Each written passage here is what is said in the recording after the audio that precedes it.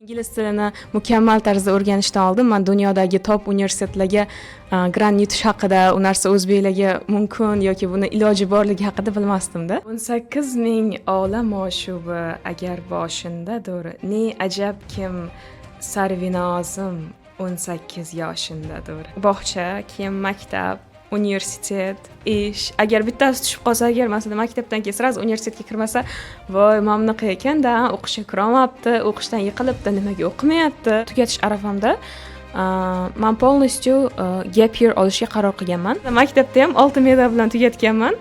Nechtadir sanoqli o'quvchilardan bittasi bo'lib, 1-sinfdan masalan 11-sinfgacha bitta ham 4tim bo'lmagan. Faqat 5 baho. Faqat 5 baho bo'lgan. Nechtadir universitetga topshirganman, deyarli hammasidan rejection kelgan. Va oddiy oilaga u juda qiyinlik qiladi. Bu degani siz bir narsadan vaqtida kechib, o'sha farzandingizni ta'limiga tikishingiz kerak. Ruxshonaning bu yutug'i nafaqat uning shaxsiy muvaffaqiyati, balki o'zbek qizlarining jahonga aytar so'zidir. Xush kelibsiz Ruxshona.